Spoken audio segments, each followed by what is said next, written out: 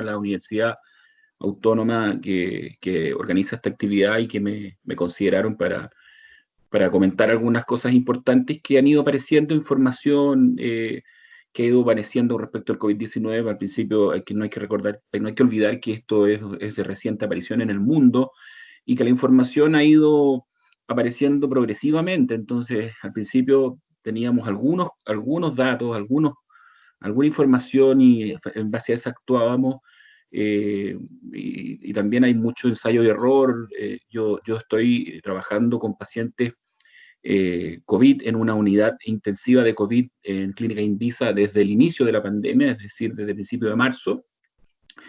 Y por lo tanto también desde el punto de vista práctico he ido desarrollando distintas cosas que uno va leyendo, se van poniendo en práctica, así que aquí hay un compartir información teórica desde la evidencia reciente, naciente que hay respecto al manejo COVID y también un poco desde la práctica clínica.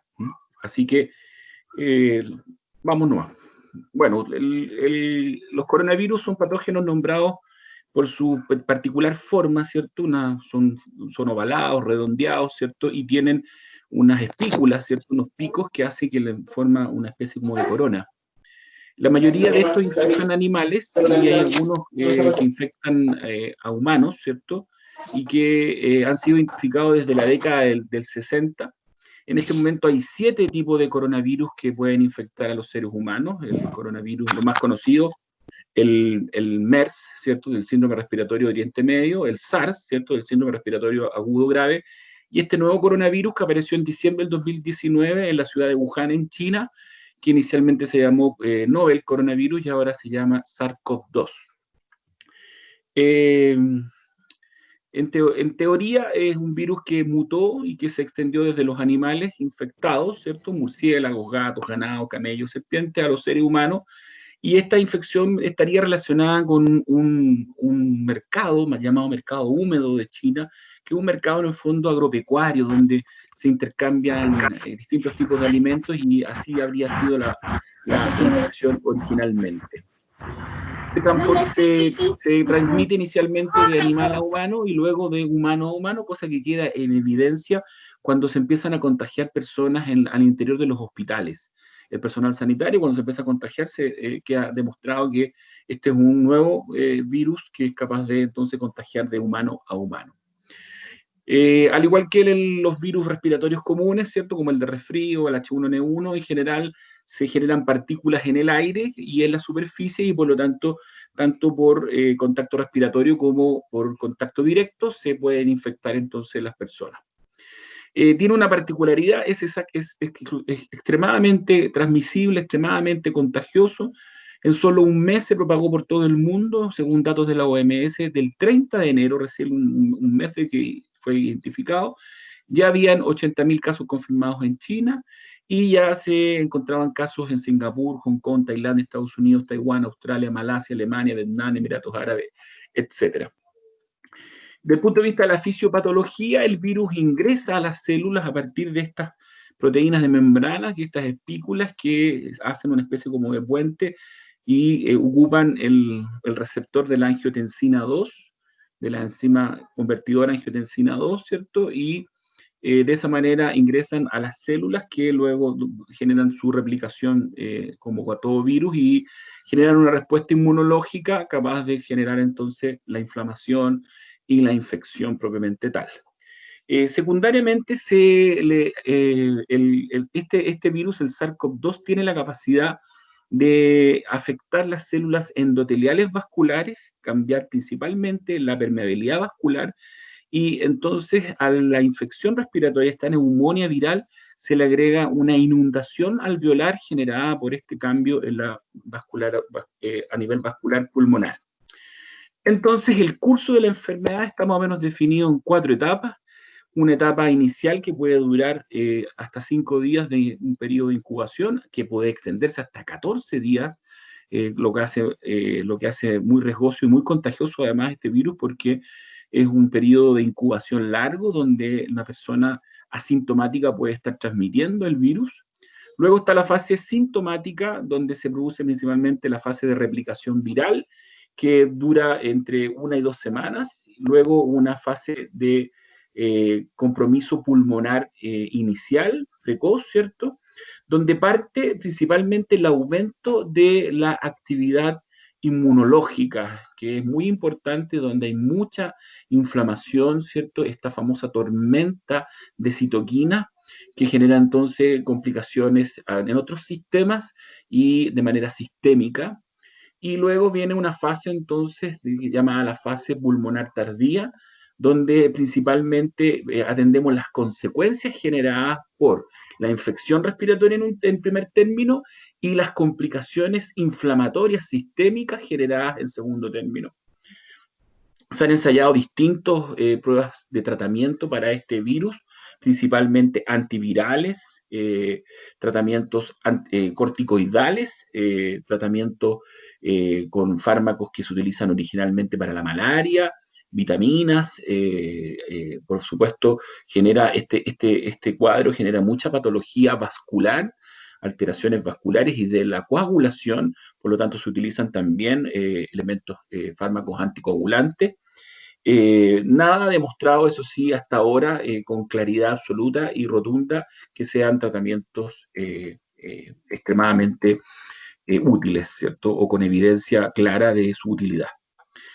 Adicionalmente a este cuadro entonces respiratorio e inflamatorio sistémico, se agregan algunos elementos adicionales, como por ejemplo, se describe un potencial neuroinvasivo del SARS-CoV-2, que ya había sido descrito anteriormente en el MERS y el SARS-CoV, ¿cierto? En las enfermedades previas por coronavirus, y que aparentemente entraría por vía nasal al troncoencéfalo y de esa manera generaría alteraciones tanto en el tálamo como en el troncoencéfalo, y por lo tanto alguna de las manifestaciones de la clínica respiratoria del paciente podría deberse a alteraciones en los centros regulatorios cardiorrespiratorios.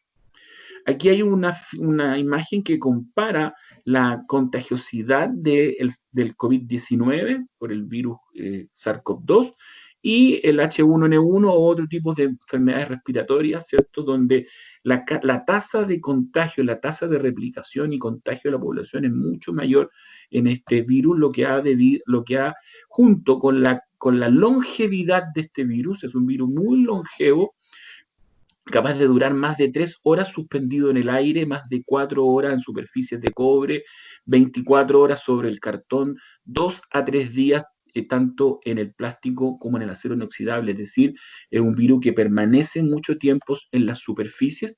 Eso ha hecho entonces que la Organización Mundial de la Salud haya declarado hace ya varios meses que esta es una enfermedad de tipo pandémica y que ha afectado con gran cantidad, estos son datos ya antiguos, pero los principales países contagiados son Estados Unidos, España, Italia, Francia, Alemania, China, y en Latinoamérica, Brasil, Ecuador, lamentablemente Chile, Perú y México. ¿Cómo se presenta esta infección por el SARS-CoV-2? Los principales síntomas son de origen respiratorio y corresponde a fiebre, tos, dificultad respiratoria y en algunos pacientes dolor de garganta. Aparece, como habíamos dicho, entre 2 a 14 días, por lo tanto hay mucha propagación por portador asintomático.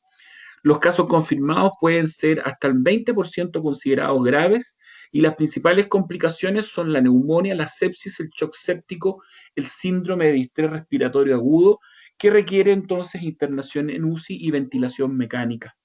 La mortalidad es variable dependiendo los países y la respuesta sanitaria que ha podido observar esos países, y lo esperado es que estén cercanos al 2%. En un análisis de corte seleccionada con más de 1.000 enfermos de COVID-19 en toda China, mostró que un 15% desarrollaron enfermedades graves con neumonía ATS4, y cuyo desenlace fue de ese 15%, de esos 173 pacientes, el 19% ingresó a la UCI y un 46% requirió ventilación mecánica invasiva o no invasiva. Muere el 8% de los pacientes de los pacientes más graves, ¿cierto? Y menos de un 3% requiere de ECMO. Esta es la presentación radiológica típica. Los pacientes tienen inicialmente infiltrados intersticiales o compromiso tipo neumonía intersticial, multilobar, ¿cierto? Generalmente periférica, subpleural, que al escáner se ve un patrón típico que ha servido mucho para hacer el diagnóstico en ausencia de corroboración serológica o por PCR. Y en los pacientes más graves o más bien en una etapa más avanzada de la enfermedad, los pacientes hacen un compromiso pulmonar mucho más evidente, con mucho más colapso y condensación, típico de los pacientes con distrés respiratorio agudo. No solo se presenta, no hay que tener muy claro, no solo se presenta como una enfermedad respiratoria, tiene compromiso neurológico, principalmente caracterizado por dolor de cabeza. Algunos pacientes hacen encefalopatías o patologías de nervio periférico como síndrome de Guillain-Barré. Y es clara, ¿cierto?, la anosmia, ¿cierto?, uno de los síntomas más claros y más patognomónicos de esta enfermedad. Desde el punto de vista renal, la falla renal aguda es muy frecuente. Mucho paciente requiere de terapia de reemplazo renal. Lo conversábamos el otro día con un médico nefrólogo. Entre el 20 y el 30% de los pacientes requieren de terapia de reemplazo renal. Y también afecta el hígado, afecta el sistema gastrointestinal, genera una patología que es muy protrombótica, genera alteraciones de tipo cardíacas como cardiopatías tipo Takotsubo o miocardiopatías, arritmias, shock cardiogénico, patología isquémica miocárdica. Del punto endocrino puede alterar, ¿cierto?, los niveles de glicemia, ¿cierto?, o producir cetoacidosis, y también se describen manifestaciones cutáneas de esta enfermedad. El diagnóstico se hace principalmente a partir de la obtención de una muestra del líquido pulmonar o de hisopado nasofaringeo para la obtención, la identificación a través de la técnica de la PCR del SARS-CoV-2 y se hace específicamente a personas que tienen los síntomas compatibles, o que tienen historia o que han estado expuestos. Es muy importante, sobre todo para nosotros los kinesiólogos, hacer correctamente la técnica. Yo les muestro dos imágenes en esta diapositiva. La primera, donde hay una obtención a nivel nasal muy superficial, y otra que es correcta, que es avanzar hasta idealmente la pared posterior de la faringe y hacer un raspado, porque lo que uno para las puestas virales siempre requiere es llevar células, arrastrar células donde en el interior vamos a encontrar el virus, no siempre lo vamos a encontrar en las secreciones. Se puede hacer nasofaringia, orofaringia o una combinación de ambas. Las técnicas muchas veces están descritas a nivel local dependiendo de la relación también que hay con los insumos. La técnica se denomina RT-PCR, que es del inglés Reverse Transcriptase Real-Time Polymerase Chain Reaction, que significa transcripción reversa de la reacción en cadena de polimerasa en tiempo real, que no es otra forma, no es otra cosa que una técnica que replica entonces el material genético y de esa manera identifica, ¿cierto?, en la muestra la presencia de este virus. Hay otras maneras también de identificarlo a partir de test de detención de antígenos, y lo que se está usando mucho en la actualidad, que es las pruebas serológicas que buscan la presencia de inmunoglobulina M y inmunoglobulina G.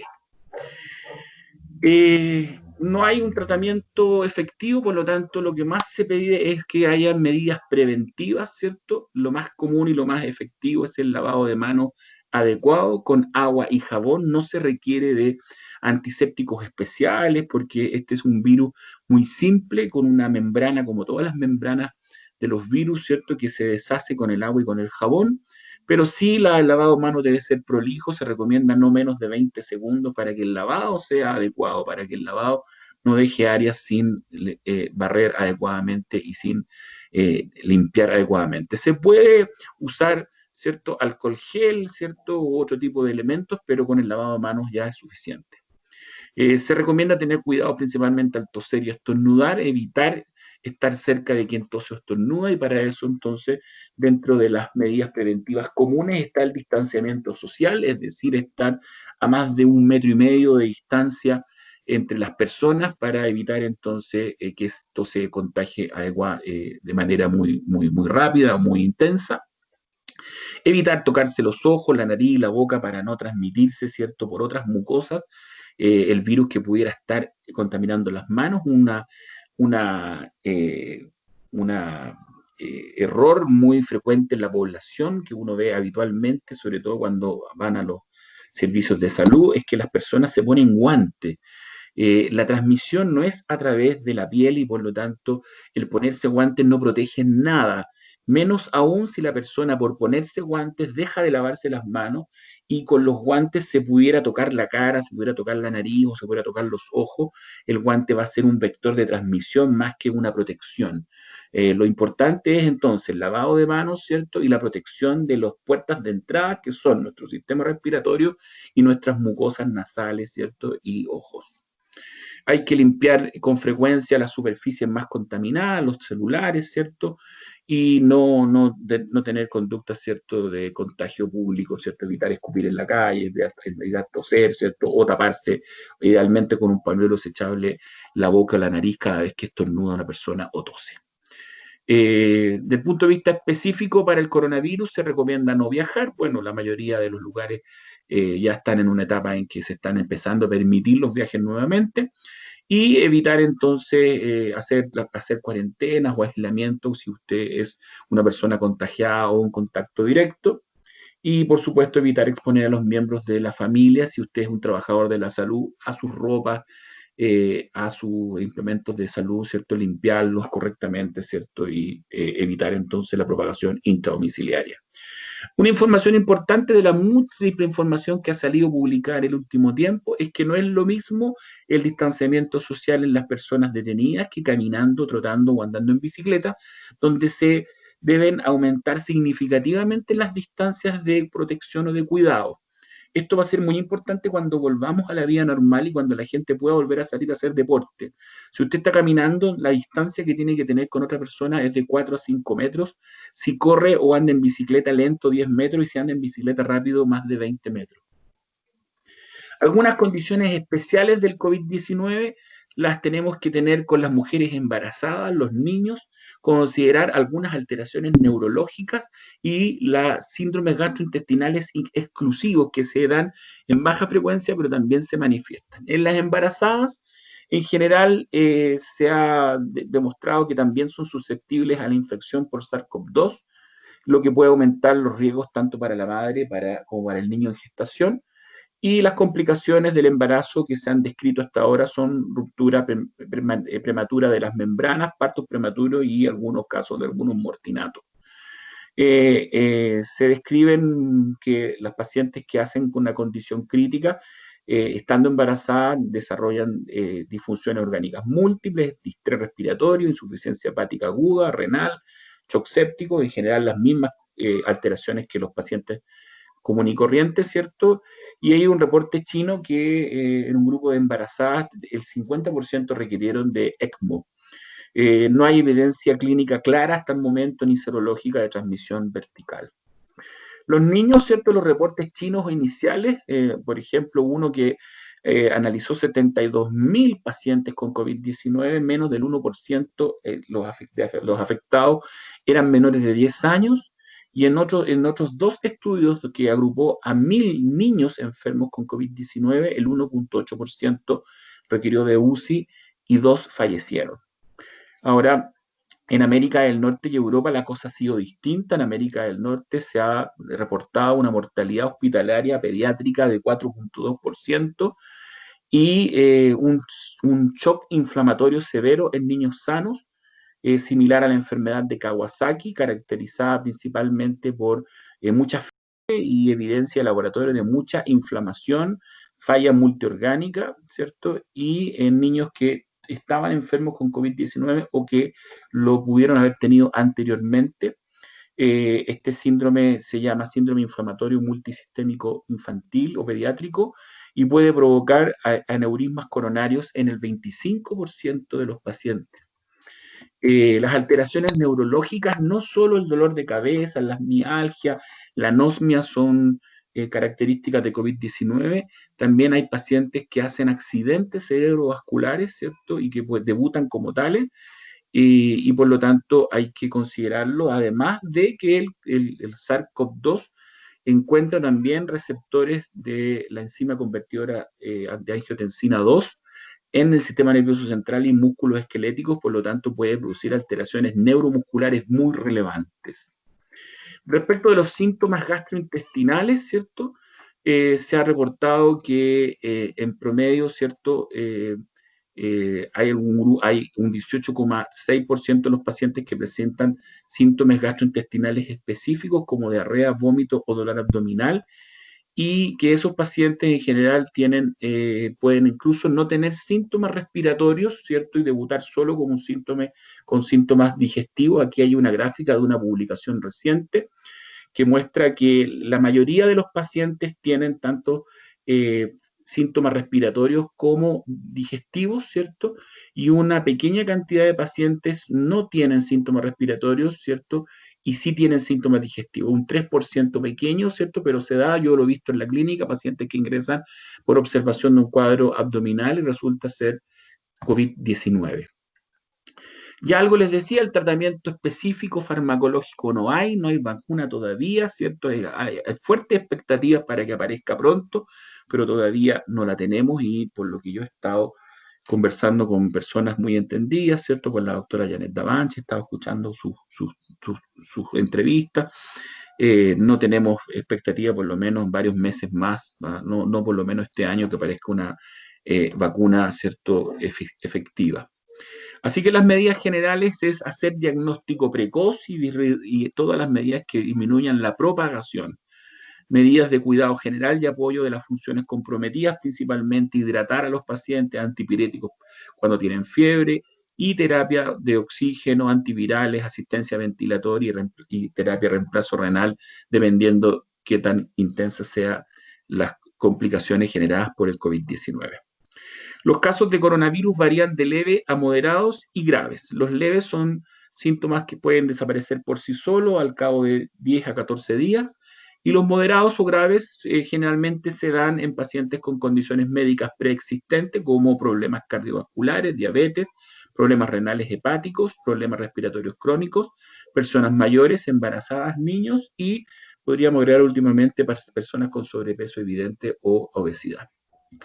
Hay algunas publicaciones que analizan, ¿cierto?, las distintas alternativas farmacológicas. No me voy a extender eso, no me corresponde a mí como kinesiólogo, pero sí sabemos que se ha utilizado con algún éxito o con algunas publicaciones la cloroquina, la hidroxicloroquina, dos fármacos que se utilizaban como antimaláricos, y algunas preparaciones, ¿cierto?, antivirales como el lopinavir y el ritonavir, otros fármacos con acción, ¿cierto?, eh, inhibidora de las interleuquinas 6, como el tocilizumab, ¿cierto? Y todos tienen, ¿cierto?, según las publicaciones, efectos principalmente en la replicación viral, ¿cierto?, de este SARS-CoV-2.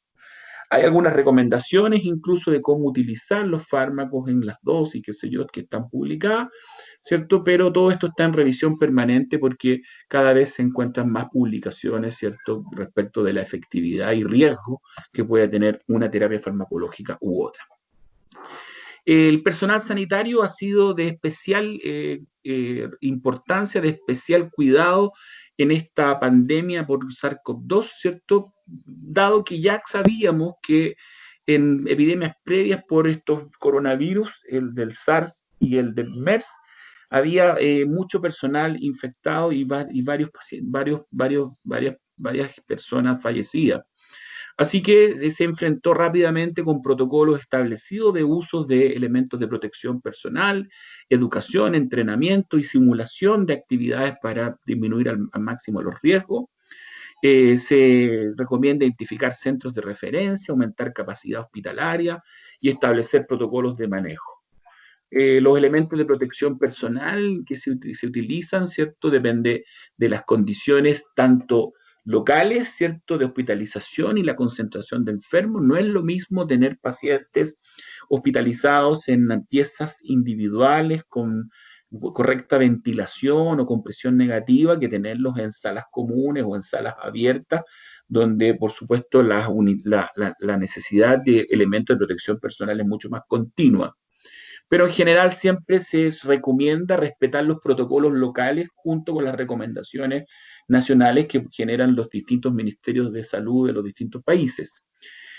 Sí se está recomendando desde un principio el uso de mascarillas quirúrgicas para cubrir tanto nariz, boca, evitar tocarla, ¿cierto? Y eliminarla frecuentemente para evitar el contagio con las manos. Eh, Mascarillas deben ser de un solo uso. Hay algunas recomendaciones respecto de utilizar, dependiendo de la actividad que realizan los personal sanitario, las actividades clínicas, usar distintos niveles de protección personal.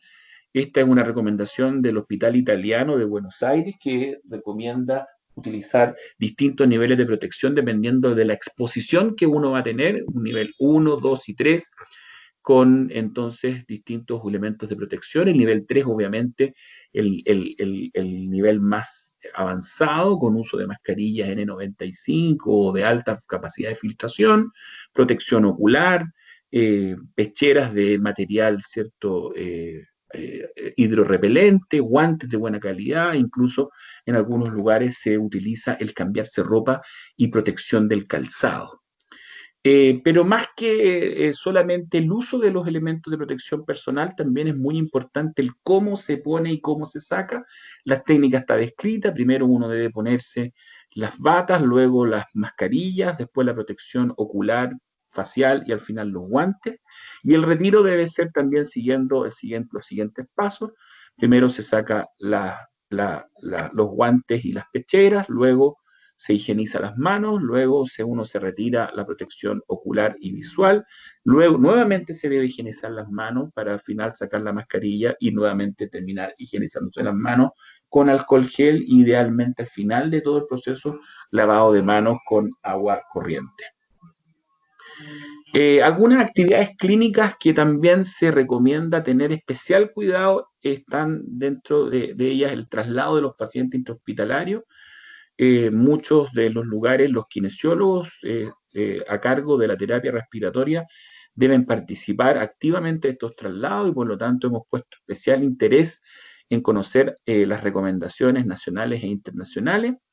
Y en general, para el personal clínico y de transporte, para pacientes con COVID-19, siempre se debe utilizar precaución de gotas y contacto, sobre todo si el paciente está en ventilación espontánea, ¿cierto? Sin ventilación mecánica, y al paciente se le debe colocar una mascarilla quirúrgica. Si el paciente está en ventilación mecánica, por el alto riesgo de que se desconecte en algún minuto el dispositivo y eso genere una dispersión mayor de gotas y aerosoles, entonces quien está a cargo de la terapia respiratoria debe usar la máxima protección, lo que el hospital italiano le llama la protección número 3, es decir, con mascarilla N95, protección ocular y facial, ¿cierto? Y ropa adecuada. Hay una cosa muy importante y la mayoría de los lugares que tienen esto bien estandarizado lo tienen, tener listas de cotejo, ¿cierto? Y tener protocolos de traslado intrahospitalario para que el personal sepa claramente qué es lo que debe llevar, qué es lo que, qué es lo que no le debe faltar. Siempre lo que más se recomienda y lo que mejor resultado da para evitar los contagios del personal es que las cosas estén preparadas de antes, las estrategias estén claras desde un comienzo. Dentro de las actividades clínicas, la que ha demostrado en las análisis de las epidemias previas por coronavirus y otros gérmenes de transmisión intrahospitalaria, lo que ha generado mayor riesgo de contagio, lo que ha sido demostrado, es el proceso de intubación. Tanto el proceso, y yo cuando digo proceso me refiero a todo lo que conlleva, aspirar de secreciones antes y durante y después, ventilar con bolsa máscara, ¿cierto? Embucear, y la intubación propiamente tal. Por lo tanto, todos los quienes participan directamente están altamente expuestos a contagiarse del coronavirus con estos elementos. Por lo tanto, hay varias recomendaciones al respecto, utilizar filtros de tipo EPA, ¿cierto? Con alta capacidad de filtrado, ¿cierto? O filtros humidificadores HMF, ¿cierto? Con potencial filtrador, entre los ambús, ¿cierto? Y en cualquier dispositivo que pudiera diseminar aerosoles es muy importante. La intubación orotraqueal se recomienda hacer varios puntos claves, ¿cierto? Reducir al máximo el número de operadores quienes entren a la unidad de la intubación sean las personas que realmente van a hacer algo relevante, ojalá no no más de 2 o 3 personas. Todos los operadores que están directamente vinculados con la intubación deben usar el nivel máximo de protección, los implementos máximos de protección, asegurar todos los elementos antes de comenzar, ¿cierto? Priorizar el uso de videolaringoscopía para evitar el acercamiento demasiado del operador principal y evitar la ventilación con bolsa máscara o ambuceo, ¿cierto? Para lo cual se recomienda preoxigenar por lo menos 5 minutos antes con algún dispositivo de oxígeno concentrado.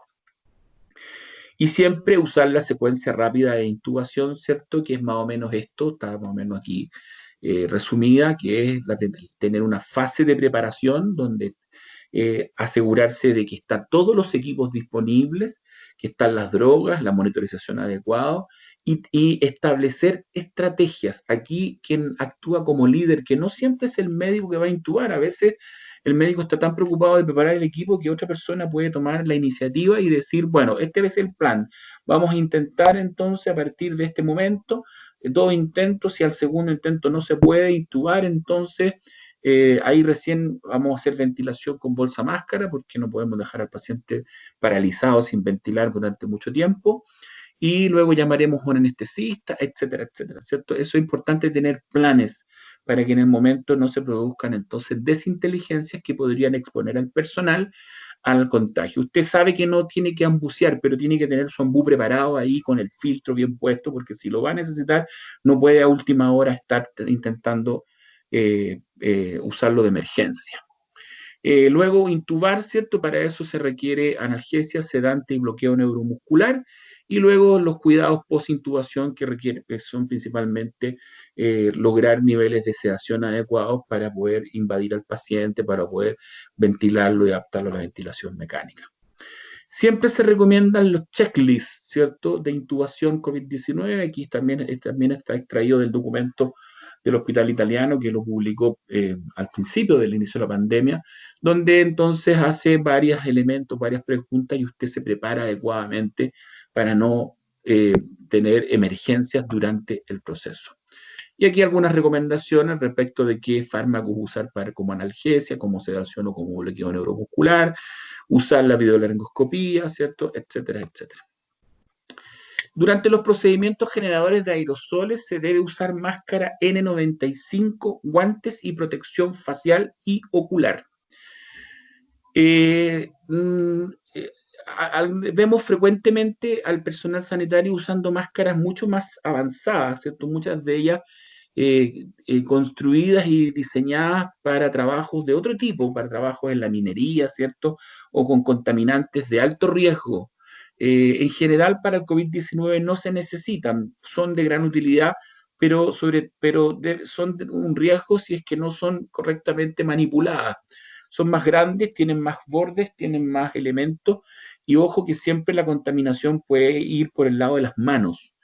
Y por lo tanto, usar este tipo de máscaras requiere una persona que tenga muchos cuidados respecto de cómo la maneja y cómo la limpia cada vez que la expone al contagio.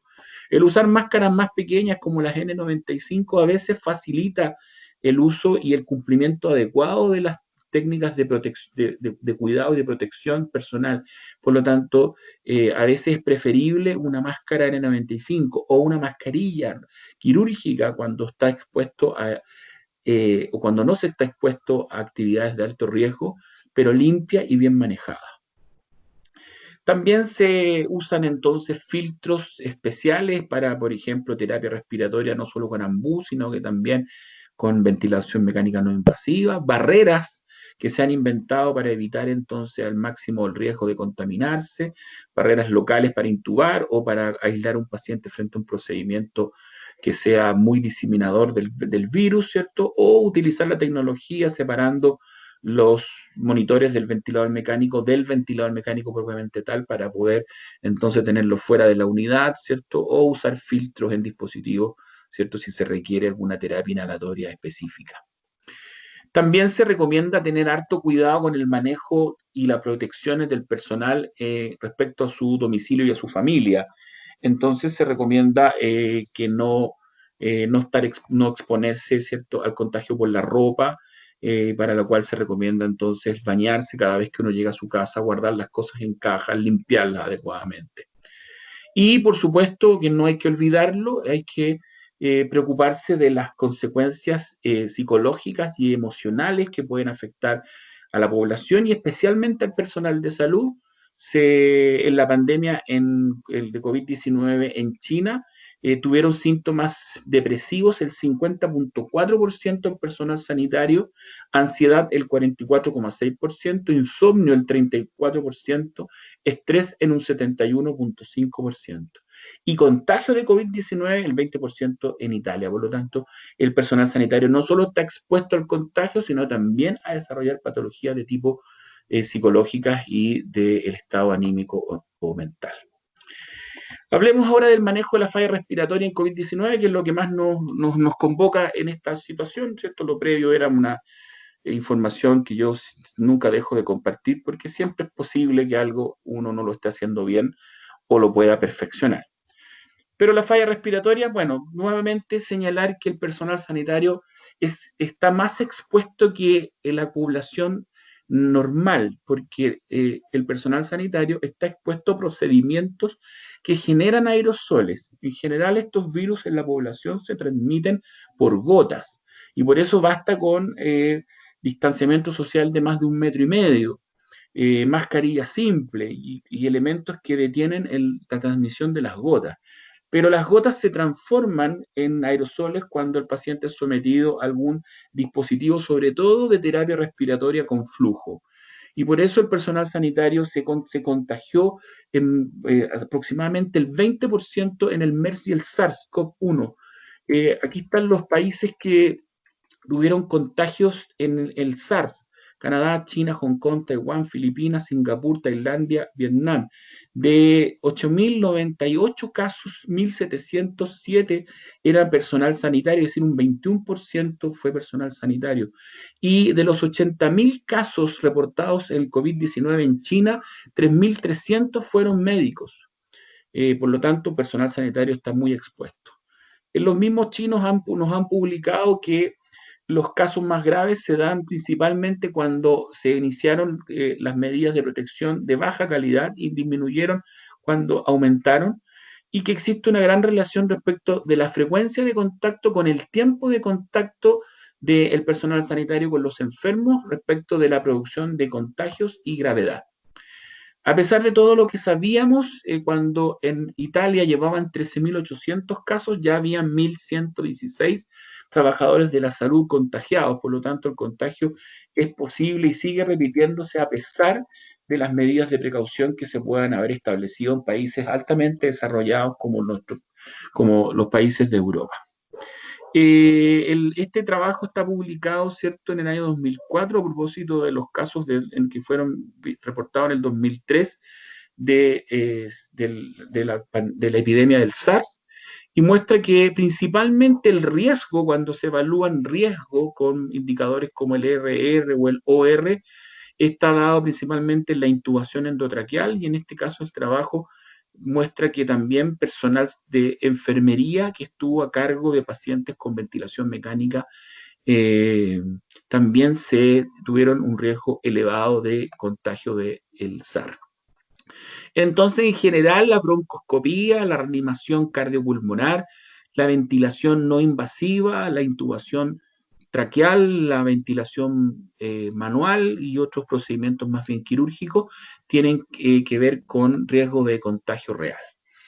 Esto fue publicado al principio del COVID-19 en China y se relacionó principalmente con procedimientos como succión abierta, ventilación manual, nebulizaciones, compresión torácica, etcétera, y se recomendaba entonces desde el principio utilizar sistemas de aspiración cerrado, filtro, etcétera.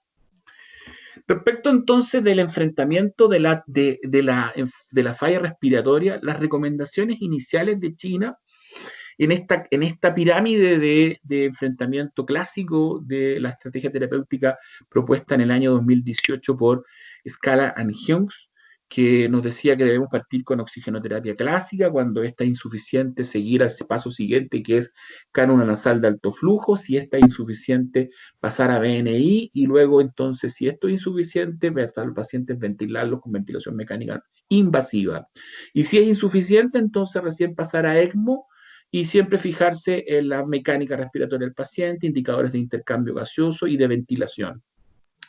Bueno, de China nos dijeron desde un principio que los pacientes había que tratarlos con oxigenoterapia de bajo flujo, idealmente nariceras o puntas nasales hasta 6 litros por minuto, y cuando eso era insuficiente, el paciente debía ser intubado inmediatamente, no había tiempo que perder y no había que ensayar sistemas de terapia respiratoria que pudieran ser altos en la generación de aerosoles y por lo tanto de contaminantes, pero inmediatamente nos apareció la duda porque uno empezaba a revisar los trabajos publicados respecto del riesgo real de contaminación que generan dispositivos como la BNI o la cánula nasal de alto flujo, y la información no era taxativa, no era relevante. Si uno revisa las recomendaciones basadas en evidencia que publicó en abril de este año la OPS, ¿cierto?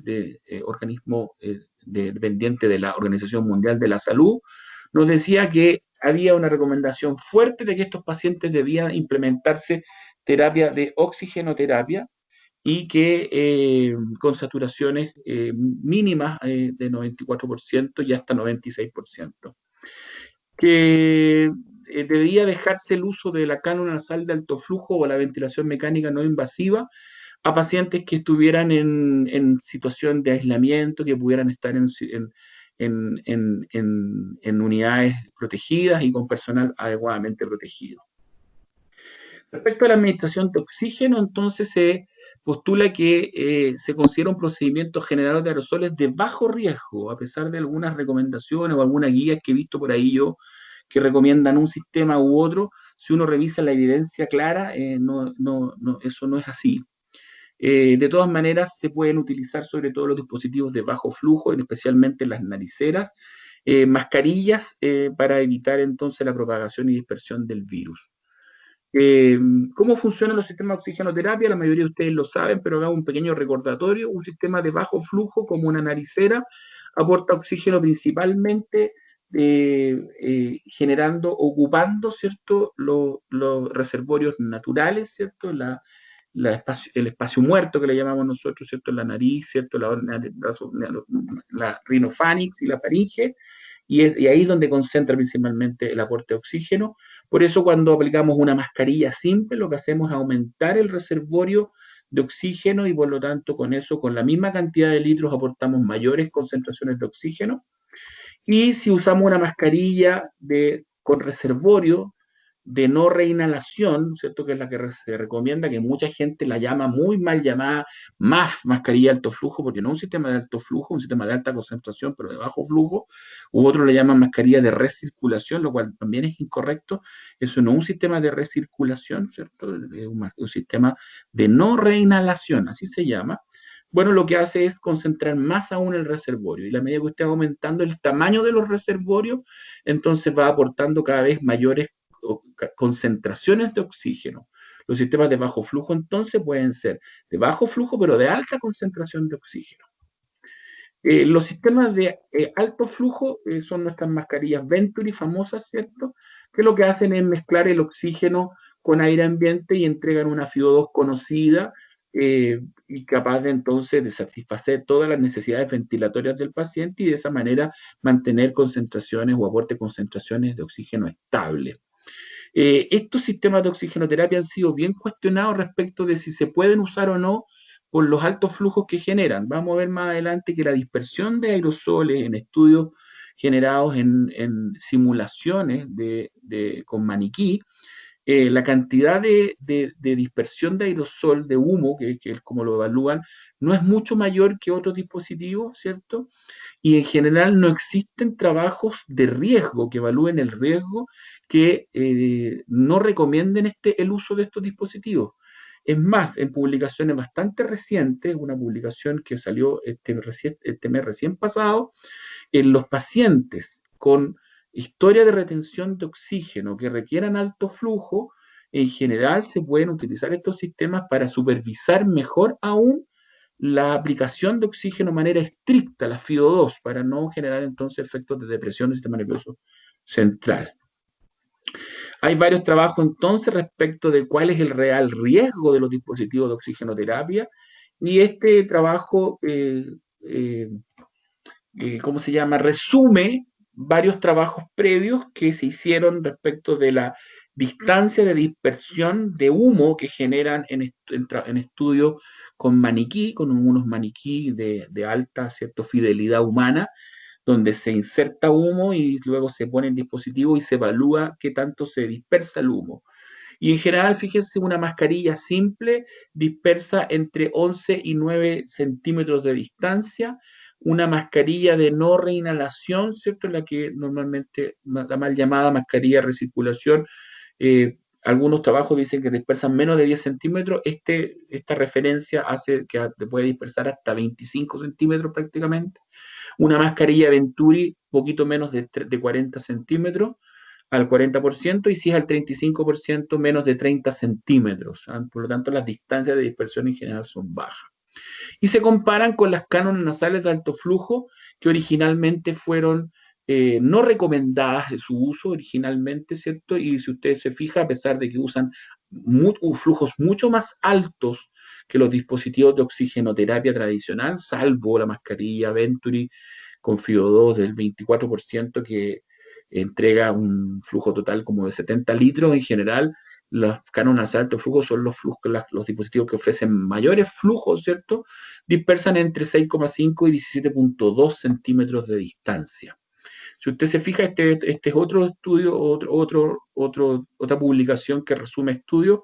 Esto más o menos las distancias que dispersa humo los sistemas de oxigenoterapia clásicos.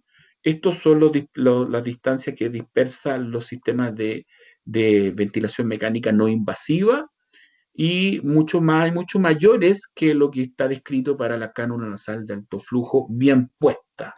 Porque si está mal puesta, entonces puede dispersar hasta 62 centímetros. Aquí hay varios estudios, ¿cierto? En general los estudios se hacen entonces con maniquí. Los maniquí, un maniquí que se le puede programar frecuencia respiratoria, volumen corriente, incluso daño pulmonar. El maniquí ventila, entonces se le insertan con una manguera en un bronquio fuente una cantidad de humo que luego se pone junto con el dispositivo de oxigenoterapia. Se mide la distancia que este humo se dispersa. Esos son los estudios de aerosoles, no son estudios de bioaerosoles reales. Por lo tanto, es una información que nos puede orientar, pero que no es categórica para decir que un dispositivo es mejor que otro.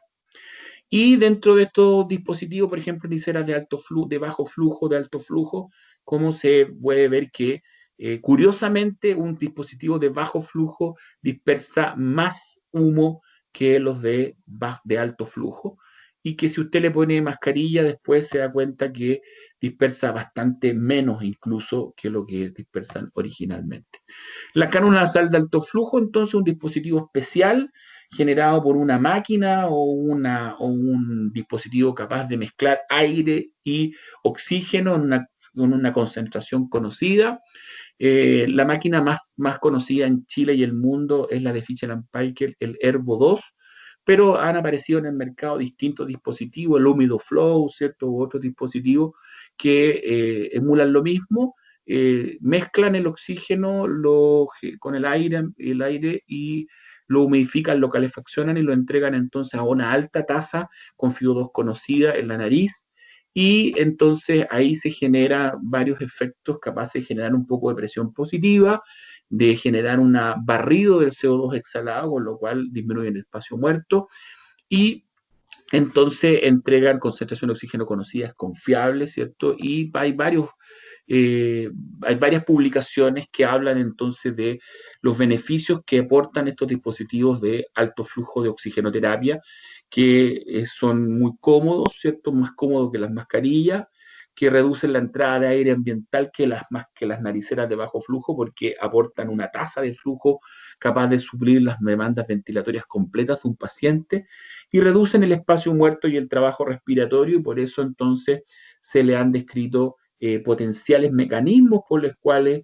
podrían mejorar el confort del paciente, podrían facilitar la remoción de secreciones, producto de entonces entregar humedad relativa del aire bastante buena en un aire calefaccionado hasta 37 grados Celsius, reducen el trabajo respiratorio, reducen la mezcla de aire con oxígeno, contrabalancean el autopip y disminuyen el trabajo respiratorio por esta presión positiva capaz de generar en la vía aérea superior. Tiene múltiples indicaciones: retención de secreciones, pacientes EPOC, insuficiencia respiratoria, hipoxemia, edema pulmonar cardiogénico, profilaxis post-cirugía, post-extubación, pero igual se recomienda entonces que en los pacientes con COVID-19 mantenga una distancia mínima de 2 metros con otro paciente o con el personal no adecuadamente protegido, y idealmente poner una mascarilla quirúrgica en el paciente para reducir, como se ve en este estudio de dispersión de aerosoles, reducir la distancia de dispersión de aerosoles posible. Así que poner mascarilla también es una alternativa para disminuir el riesgo teórico de estos dispositivos que pueden generar mayor dispersión de aerosoles. Ahora, cuando se han hecho estudios in vivo, cuando se ha comparado la posibilidad de contaminación del ambiente, se han tomado muestras, como en este trabajo, muestras del medio ambiente, y se han cultivado para ver efectivamente si hay o no, eh, hay o no virus y bacterias dispersadas y que están vitales. Entonces uno se encuentra que en general dispositivos como mascarillas de oxígeno o cánulas nasales de alto flujo tienen baja cantidad de producción de virus y bacterias en el medio ambiente, por lo tanto la contaminación que genera en el medio ambiente es baja. Y si uno va a los estudios de riesgo, ¿cierto?, que están aquí resumidos, la referencia está por ahí, ¿cierto?, se las puedo mostrar, pero va a los estudios de riesgo, se encuentra que el riesgo es bastante bajo, en este caso un 0.4 de RR en un estudio de cohorte con terapia de alto flujo con cánula nasal en las patologías previas, no en COVID-19, porque todavía no ha habido tiempo para analizar esa información, pero tener un valor bajo 1 es un efecto protector, incluso, así que esto de que sean terapias de alto riesgo queda bastante en discusión respecto de la cánula nasal de alto flujo y los dispositivos de oxigenoterapia, en los cuales no hay ningún estudio que demuestre que hay riesgo directo en el personal sanitario producto de que los pacientes utilizan uno u otro. Y como siempre, ustedes se fijan, la intubación endotraqueal, la aspiración de secreciones y otros elementos sí tienen riesgos que están, ¿cierto?, evaluados por el OR, en este caso, el odds ratio, ¿cierto?, sobre 1, 5.5, 8, 9, 6, 3.5, 1.3, ¿se fijan? La traqueostomía 4.2, la manipulación de la mascarilla de BNI 4.3, la ventilación mecánica 0.9, la ventilación manual antes de la intubación 2.8. Todos los valores sobre 1, entonces sí le asignamos entonces un rol en el riesgo. Ahora, ¿por qué utilizar cánula nasal de alto flujo? Se ha vuelto a releer este trabajo del año 2015, un trabajo multicéntrico, el Floriali, que fue muy decidor, ¿cierto?, respecto de la efectividad de la cánula nasal de alto flujo para disminuir la tasa de intubación en pacientes con insuficiencia respiratoria aguda, y que en este grupo se comparó con la ventilación mecánica no invasiva, con la oxigenoterapia estándar y la cánula nasal de alto flujo. Y para toda la población y para la población con PAFI menor a 200, entonces la cantidad de pacientes intubados, la incidencia acumulada de intubación es menor con cánula nasal de alto flujo. Y de este trabajo nosotros podemos inferir entonces que la cánula nasal de alto flujo es mucho más efectiva que la oxigenoterapia estándar. Pero ojo, una observación respecto a la ventilación mecánica no invasiva. No es tan fácil llegar y hacer la analogía, porque si uno revisa en detalle este trabajo, los ventiladores mecánicos no invasivos que se utilizaron en este estudio fueron ventiladores mecánicos pesados, de 2 ramas de flujo, ¿cierto?, no continuo. por lo tanto, no son los mejores dispositivos para hacer ventilación mecánica no invasiva. Ahí puede haber un pequeño sesgo y uno debería entonces tomar con precaución las conclusiones respecto a la comparación de la no invasiva con la oxigenoterapia por alto flujo. Sí queda absolutamente claro que la oxigenoterapia de alto flujo es muy superior a la terapia estándar de oxigenoterapia. Desde China nos llegó al principio entonces alguna información, la experiencia del uso de cánula nasal de alto flujo que tuvieron en COVID-19 y la experiencia de ellos es que logran reducir utilizando la cánula nasal de alto flujo y la ventilación mecánica no invasiva de manera progresiva, ¿cierto? Fíjense acá los pacientes, 27 pacientes con falla respiratoria aguda severa. Uno va a intubación directa, solo uno de 27 que tienen falla respiratoria aguda severa. 9 van a ventilación mecánica no invasiva y 17 a cánula nasal de alto flujo. De los 9 que van a ventilación mecánica no invasiva, solo uno fracasa y va a intubación. Y de los 17 que van a cánula nasal de alto flujo, 7 fracasan, van a ventilación mecánica no invasiva y solo 2 se intuban. Es decir, la cánula nasal de alto flujo, en combinación con la ventilación mecánica no invasiva de manera escalonada, tal como publicó en el año 2018 Scala and Hughes, ¿cierto? Parece ser una estrategia válida para el COVID-19 y permite entonces reducir la cantidad de intubaciones significativamente. No es lo mismo tener 27 pacientes intubados que tener tan solo 4.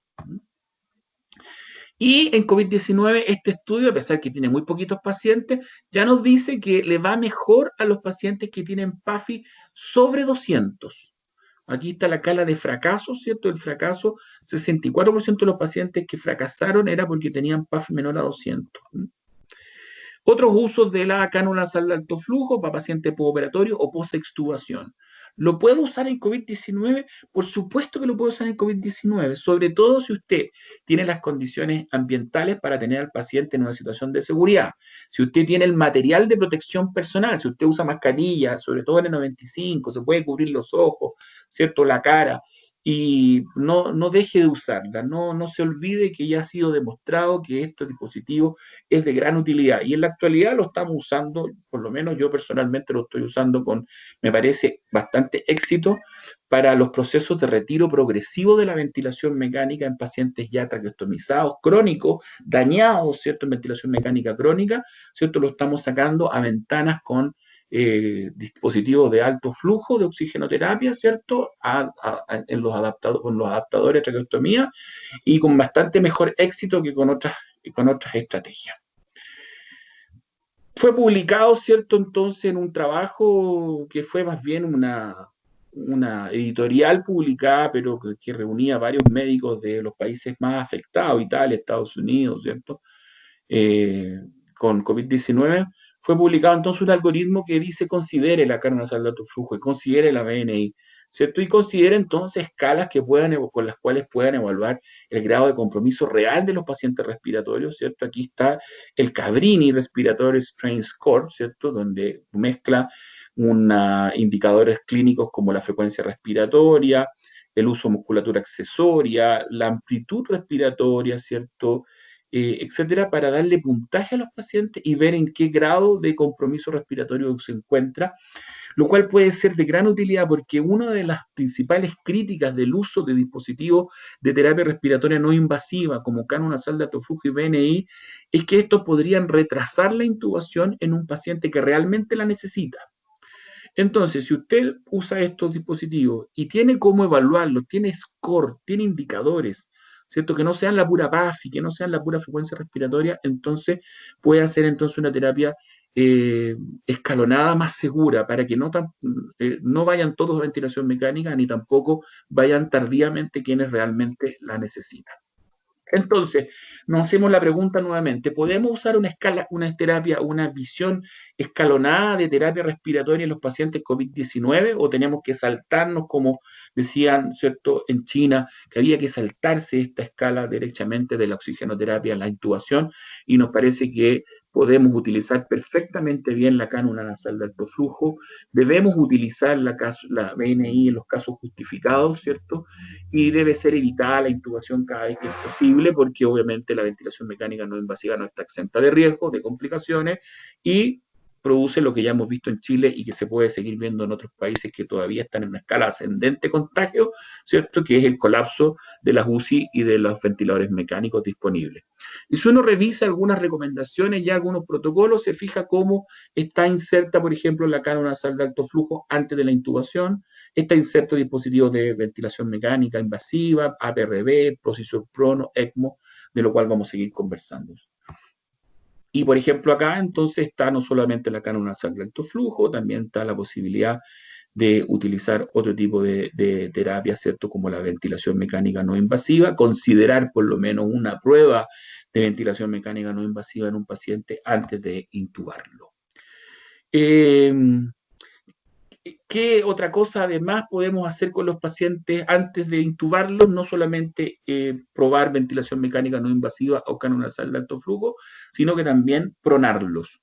Y ya han aparecido algunas evidencias. Primero se empezó a usar de manera muy muy intuitiva, ¿cierto? El pronovigil. El prono es una técnica ventilatoria, ¿cierto? De protección pulmonar que se utiliza hace décadas, con éxito, ¿cierto? Bastante éxito probado en el último tiempo, pero pronovigil no había sido utilizado, me parece a mí, nunca antes. Yo por lo menos que tengo más de 25 o 26 años de experiencia en UCI, nunca lo habíamos utilizado anteriormente. Y hay algunos reportes que muestran que algunos pacientes, ¿cierto?, se benefician, ¿cierto? Mejora su PAFI cuando están con cánula nasal de alto flujo y además usted los prona. Y en algunos, y quienes no se benefician, como en este caso, por ejemplo, usted le pone BNI y mejoran.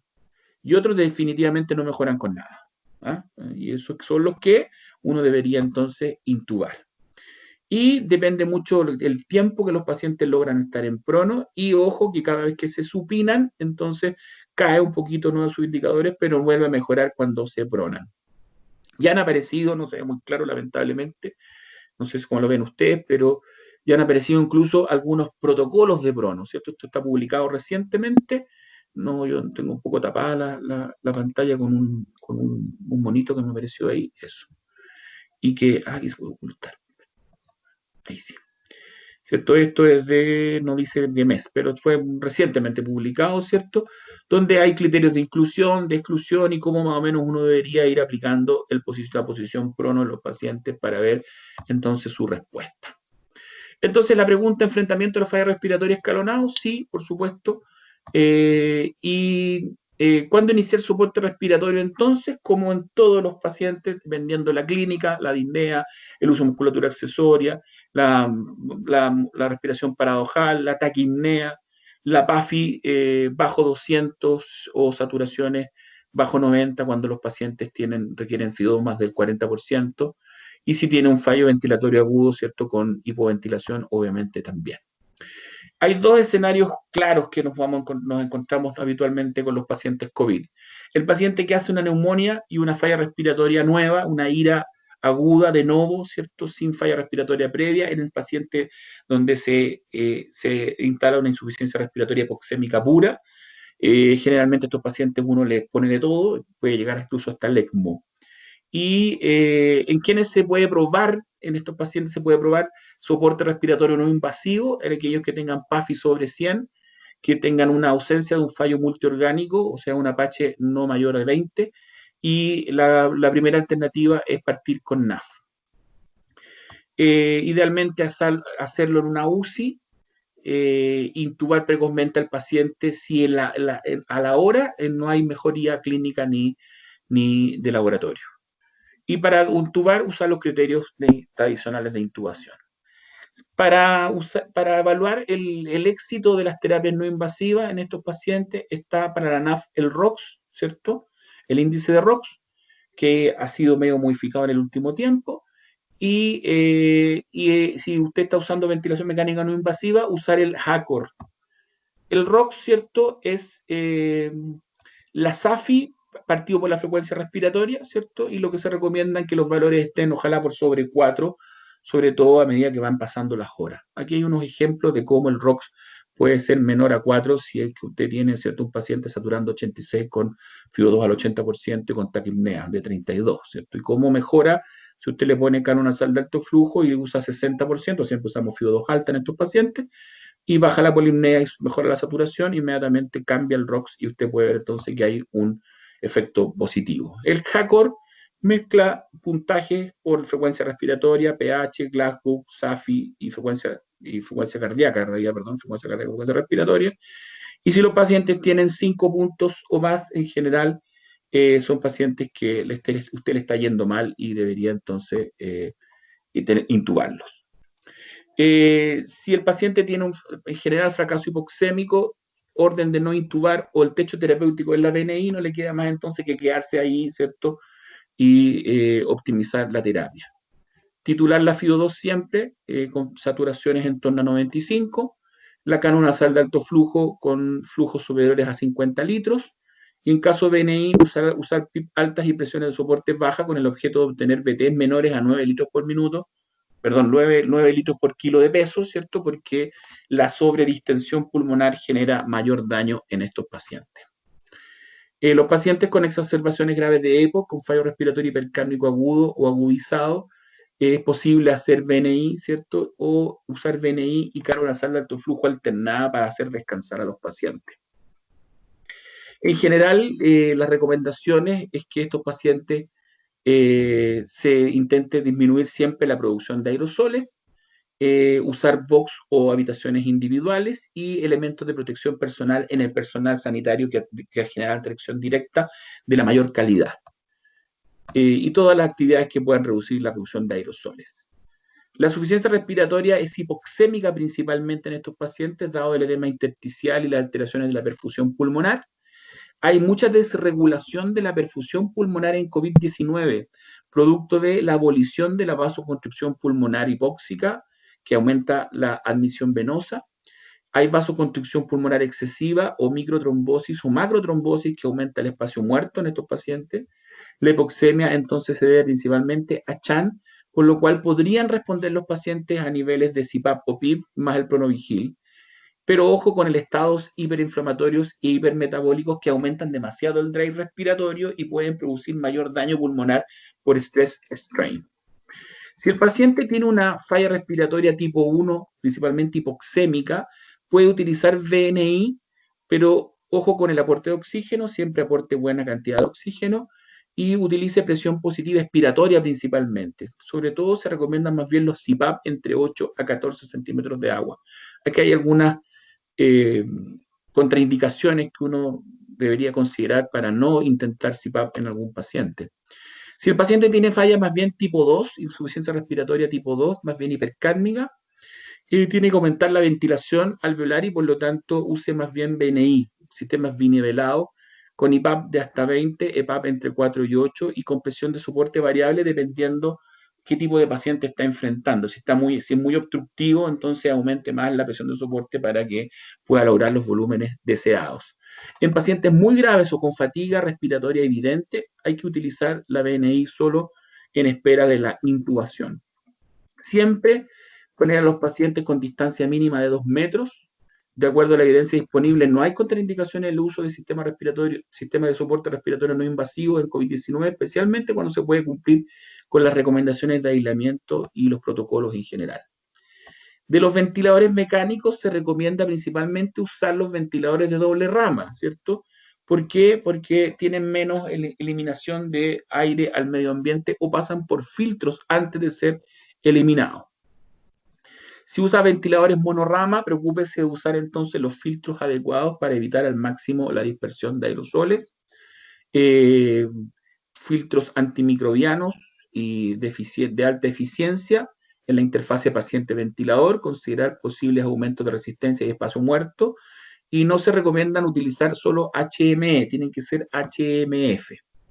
Respecto a las interfaces, sin orificios expiratorios, no utilizar puestos accesorios, idealmente helmet, que recién están llegando a Chile. Se recomienda utilizar máscaras faciales completas como primera alternativa, mantener hermetismo del circuito y evitar la exhalación de aire infectado del medio ambiente. Debe evitarse los parches protectores por aumento de las fugas, ¿cierto? Mejor usar algún tipo de aceite hiperoxigenado y no se recomiendan las interfaces nasales porque generarían mucha diseminación a través de la boca.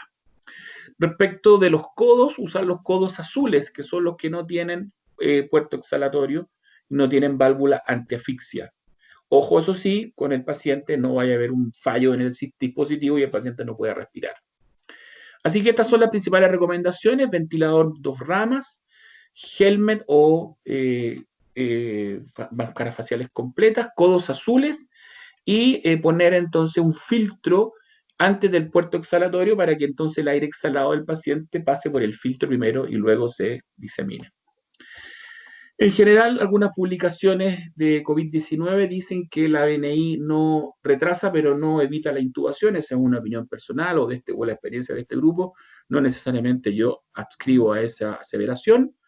Debe limitarse, la eficacia fue limitada en el MERS, eso sí, y lo que es importante es no retrasar la intubación cuando realmente se requiere o cuando realmente está indicada. Respecto de terapias inhaladas, se recomiendan principalmente los MDI con espaciador o con dispositivos, ¿cierto?, en el circuito del paciente. No hacer nebulizaciones, a pesar de que la evidencia también es contradictoria respecto de si juega algún rol infectante. Hay algunas publicaciones, otras la desestiman, pero en general se evitan las nebulizaciones, sobre todo en la fase más aguda de los pacientes. Y se pueden usar terapia inhalada en ventilación mecánica con dispositivos tipo, ¿cierto?, de estos de membrana vibratoria, ¿cierto?, los tipos mesh, que se ponen entonces en la rama inspiratoria de los pacientes y de esa manera entonces usted puede nebulizar con mayor seguridad. Esto salió recientemente publicado, ¿cierto?, en una revista internacional. Entonces hay una especie como de algoritmo que yo se los voy a dejar después para quienes estén interesados en el documento que está escrito en Word, donde está toda esta información. Y fíjense que va recomendando progresivamente el uso de dispositivos de oxigenoterapia hasta ventilación mecánica no invasiva. Y en casos justificados, fíjense, se podría, ¿cierto?, utilizar dispositivos de oxigenoterapia de alto flujo. Respecto de la ventilación mecánica invasiva, las recomendaciones de la OEPS son utilizar entonces una estrategia conservadora de PIP, utilizar prono de 12 a 16 horas, en casos de pacientes con asincronía, ¿cierto?, o mala adaptación en ventilación mecánica, bloqueo neuromuscular hasta 48 horas. Ventilación, se sugiere aplicar maniobras de reclutamiento alveolar, pero evitar las incrementales. ECMO para los pacientes que han fracasado todos los dispositivos de terapia respiratoria clásica. Recomendaciones generales, ¿cierto? Evitar abrir los circuitos y para eso pueden clampear tubos, ¿cierto? Utilizar dispositivos de aspiración cerrada, ¿cierto? Y no hacer cambios rutinarios ni de circuitos ni de filtros. Y ojo con el paciente con falla respiratoria importante COVID-19, no siempre es un distrés respiratorio clásico, pueden tener una hipoxia o hipoxemia severa, pero con distensión pulmonar alta, lo cual hace entonces programar de manera distinta la ventilación mecánica. Se han descrito dos categorías de pacientes, ¿cierto? Los pacientes con buena compliance pulmonar y que no tienen alto potencial de reclutamiento y aquellos que tienen baja capacidad ventilatoria y potencial ventilatorio. Son los famosos fenotipos que publicó Gattinoni por ahí por abril de este año, y que nos decía entonces que ambos pacientes tienen falla respiratoria importante, PAFIs bajas, pero un grupo de pacientes con un pulmón más conservado, más limpio, de mejor compliance, y otro bastante más inundado, bastante más ocupado, bastante más pesado. El low, ¿cierto?, que tiene baja lactancia, bajo peso pulmonar, escaso compromiso radiológico, hipoxemia por vasoconstricción hipóxica o por alteraciones más bien de tipo Chant. Y el fenómeno tipo H de Hyde, que tiene alta lactancia, alto peso pulmonar, extenso compromiso radiológico, hipoxemia por inflamación pulmonar y síndrome de distrés respiratorio agudo.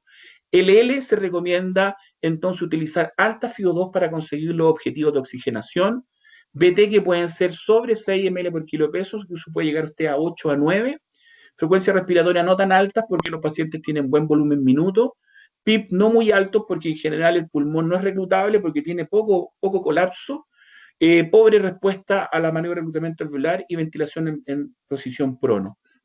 Mientras que el fenotipo H sigue manteniendo requerimientos altos de FIO2, pero tiene que bajar significativamente el BT, aumentar la frecuencia respiratoria para no hipoventilarlo severamente. El PIB puede ser bastante más alto, usar maniobras de reclutamiento alveolar modificadas y tienen buena respuesta a la ventilación en posición prono. La programación inicial, así como receta médica, se recomiendan modos controlados, sedación profunda, bloqueo neuromuscular 48 horas, FIO2 al 100% y luego titularla según saturación o gases. Usar pausa inspiratoria de 0.2 a 0.5 segundos para mejorar el intercambio gaseoso y estrategia de PIB bajo a moderado. Puede utilizar la estrategia de ARDIS Network del PIB bajo. ¿Se acuerdan que ahora hay una estrategia PIB bajo y una PIB alto? En general, inicialmente partir con la estrategia de PIB bajo. Hay harto neumotórax, ¿cierto? Y ya hay algunas publicaciones que hablan que los pacientes pueden hacer incluso neumotórax espontáneos en COVID-19. Entonces, con mayor razón, entonces se han modificado las estrategias de reclutamiento alveolar y se han bajado significativamente las presiones, ¿cierto?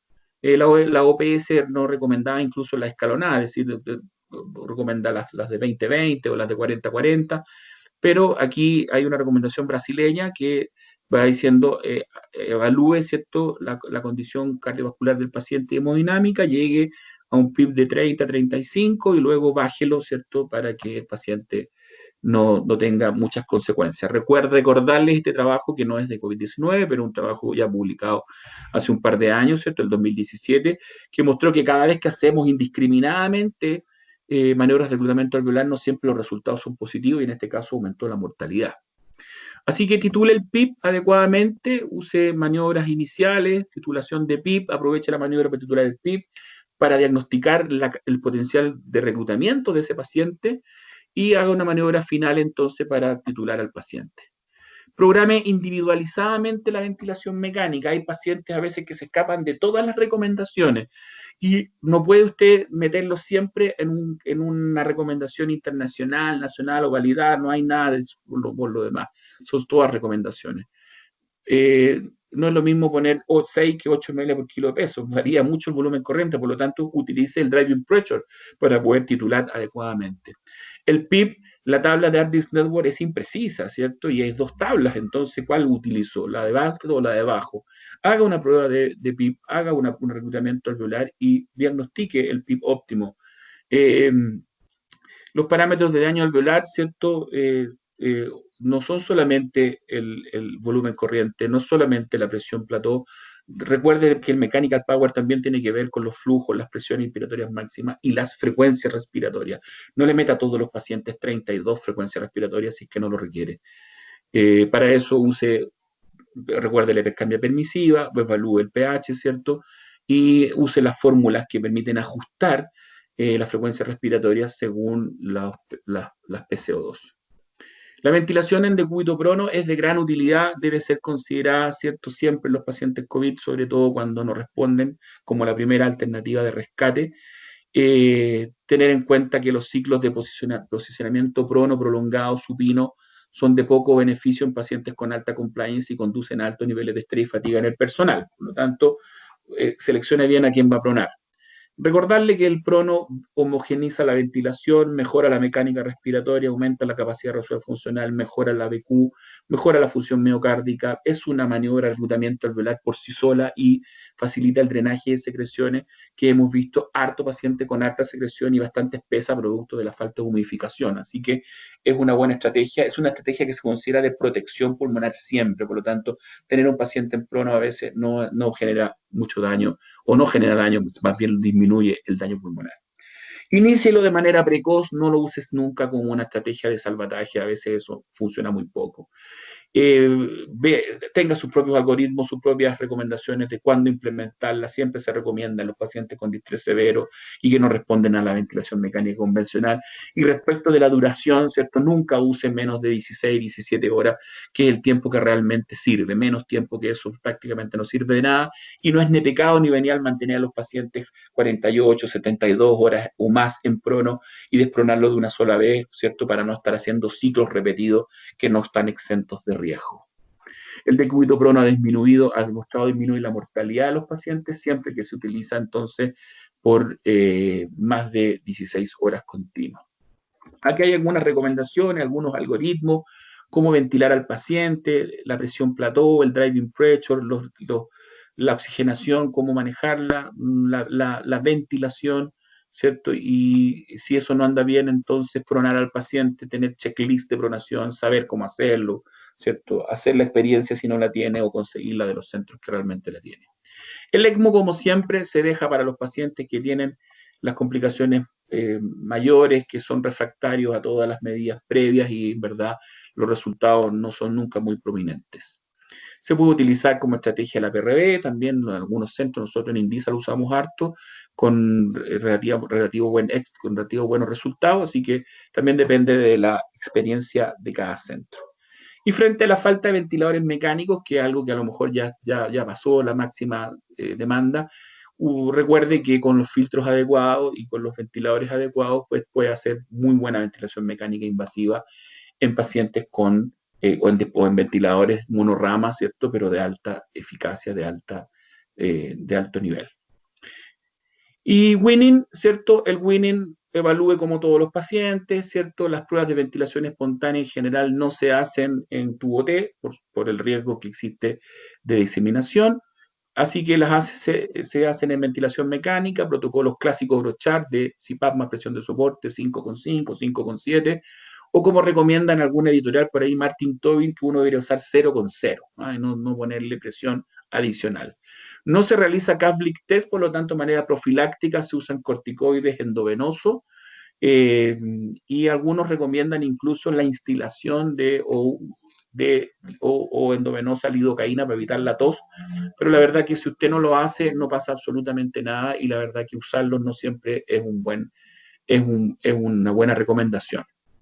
Se pueden usar tiendas de aislamiento para el momento del retiro del tubo, cuando el paciente más tose, y hay que tener precauciones durante la extubación como adecuada sedación. El paciente no puede estar inquieto, no puede estar nervioso, no puede estar agresivo. Y la lidocaína, como yo le digo, está en algunas partes publicadas, pero yo tengo mis serias dudas de que sea un real éxito.